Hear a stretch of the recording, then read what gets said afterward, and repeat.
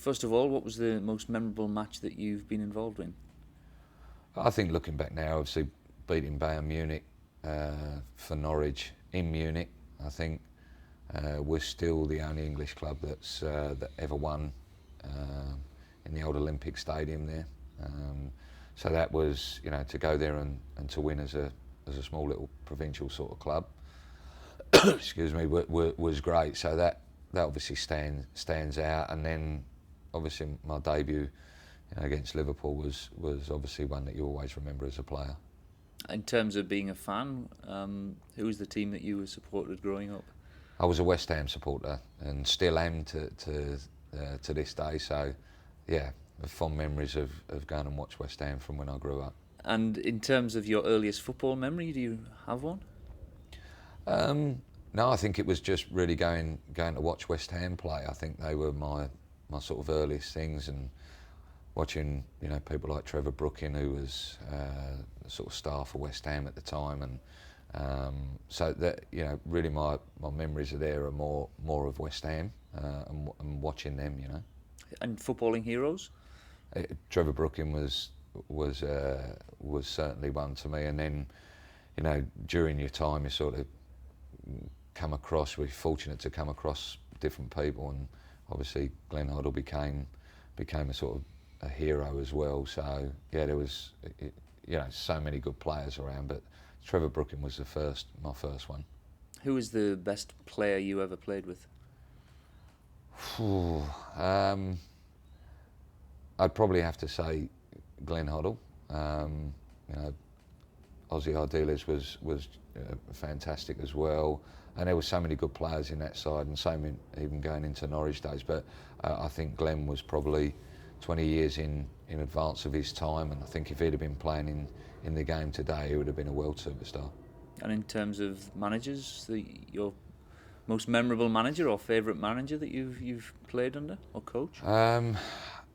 Yeah, look, Martin O'Neill was, although it was only a short period that he had at Norwich, was you could tell straight away was a really impressive character, and Mike Walker did a fabulous job at Norwich to sort of turn a small local team really into a powerhouse in the Premier League, which it became. So obviously, and he played me a lot. So so he was always up there for me. What about modern day football? Who would you see as the best in the world on the playing side? I think everybody looks at Messi, and rightly so. He just gives that point of difference, and for me, I think he's got the ability to go on and be probably the best that there's ever been. Coaches, who would you say has got that edge as a coach? Which coaches do you like listening to, watching? Look, obviously I love watching Barcelona and what Guardiola sort of put together there, but I have a huge amount of respect for like Mourinho, who's now, I think, with the Real Madrid result, I think he's won the title now in 4 countries. That takes some doing, so obviously he has something really special. Favourite ground that you've played at?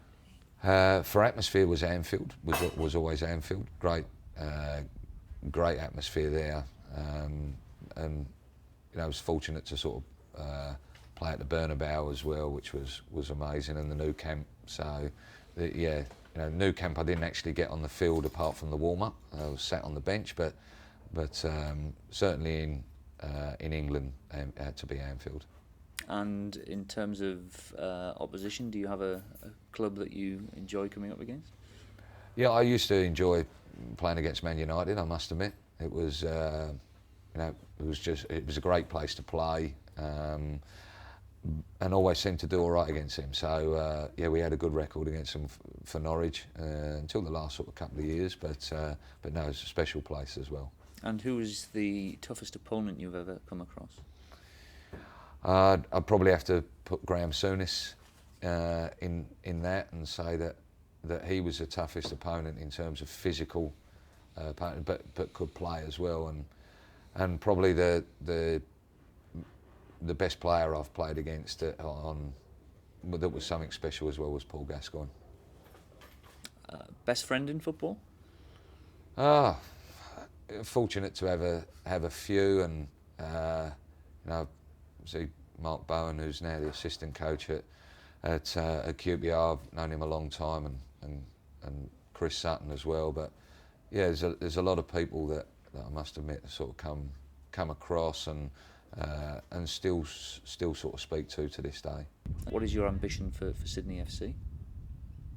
Our ambition for Sydney FC is to win things. You know, hopefully that's 1 year, 2, 3. It might take 4 years. Hopefully, if it was still here, 5 years, you just never tell. But will be to sort of have silverware in the cabinet whenever I leave here. Good stuff, and let's look forward to some silverware in the years to come. Yeah, that'd be nice. Yeah, thanks.